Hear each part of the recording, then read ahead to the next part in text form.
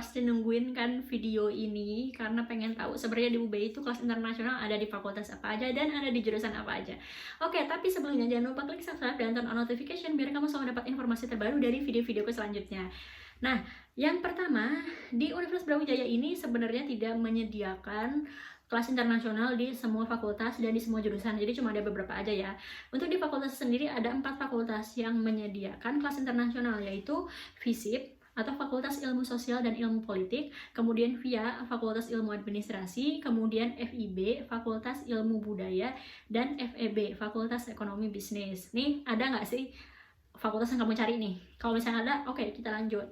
Yang pertama, untuk syaratnya di FISIP sendiri, pertama adalah untuk TOEFL minimal 450, ini TOEFL ITP ya. Atau kalau misalnya nggak punya TOEFL nih, punyanya IELTS, oke, bisa pakai IELTS, tapi dengan minimum nilainya yaitu 5.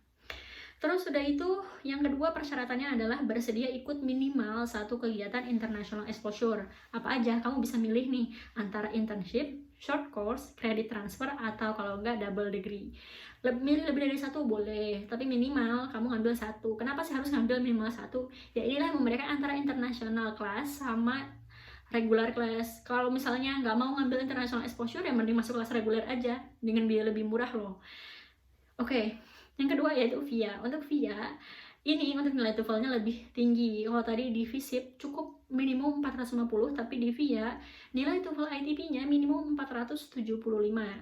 Atau kalau nggak punya TOEFL, bisa pakai IELTS dengan band minimum 5,5. Lumayan sih. Kemudian sama syarat yang kedua yaitu bersedia untuk ikut minimal 1 international exposure. Boleh milih yang mana. Kemudian kalau untuk FEB, ini nggak ada persyaratan TOEFL sih.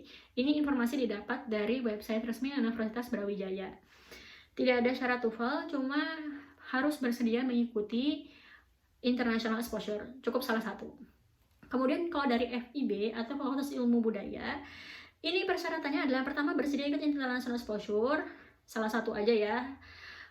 Kemudian dengan persyaratan bahasa. Jadi kalau misalnya tadi di FISIP sama VIA itu wajib punya TOEFL atau kalau nggak IELTS.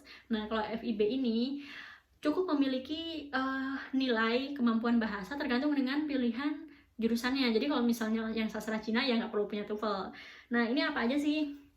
Kalau untuk sastra Cina minimal HSK 3, sastra Jepang minimal N3, kalau untuk bahasa Inggris minimal IELTS 5 atau TOEFL ITP 500.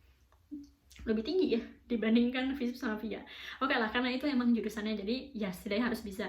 Kalau misalnya teman-teman tanya, dapetin TOEFL 500 itu susah nggak? Sebenarnya tidak susah. Nggak susah sama sekali kok. Jadi dulu waktu syarat lulus S1, di UB ini ya semua ya, bukan cuma untuk yang internasional kelas aja, tapi untuk yang reguler pun syarat untuk wisuda yaitu punya sertifikat TOEFL, atau kalaupun sertifikat TOEFL belum keluar, yang penting sudah tes TOEFL. Dan tes TOEFL-nya ini dibiayai alias free, disediakan oleh Universitas Brawijaya. Jadi kita tinggal tes aja, dan nanti kalau misalnya udah selesai, nunggu sertifikat itu sekitar 6 bulanan, karena sertifikatnya tidak dibuat di UB, tapi dikirim dulu ke Jakarta, karena nanti ada logo ITS-nya resmi. Nah, jadi nanti kalau misalnya sudah dapat, kalau misalnya udah tes, karena nunggu sertifikatnya lumayan lama, dan kita misalnya pengen buru-buru wisuda nih, nah itu bisa minta suratnya ke bagian penyedia TOEFL-nya. Nanti kita dapat surat nulis nama sama NIM sama tanggal tesnya. Habis itu nanti kita bisa ajukan ke bagian akademik sebagai syarat untuk wisuda.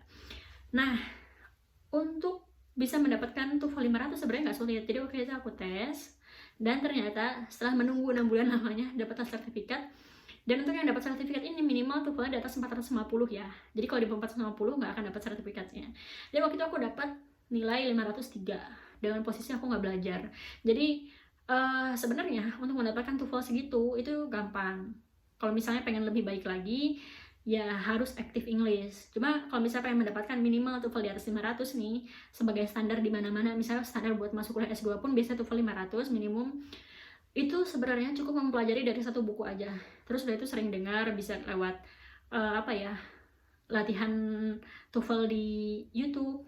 Terus udah itu dari Beren English Book, sama latihan soal 1-2 jenis aja tuh sebenarnya udah cukup.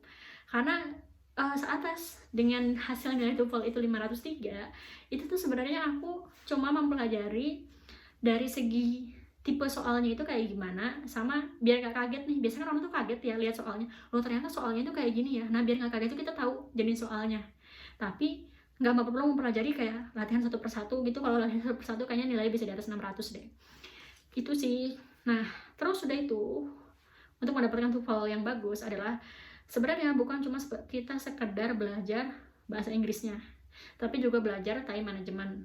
Karena aku tahu banyak banget orang yang nilai kemampuan bahasa Inggrisnya nih lebih tinggi di atasku, tapi saat tes TOEFL itu nggak bisa mencapai nilai 450.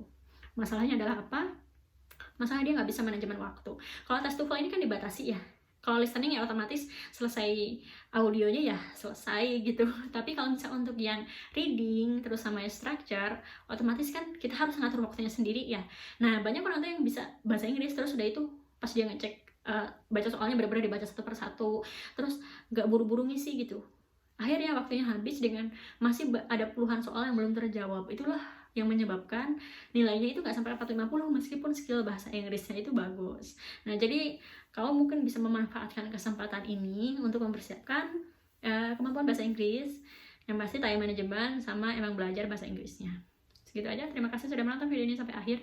Kalau kamu punya pertanyaan lain bisa tanya di kolom komentar di bawah ini, dan terima kasih.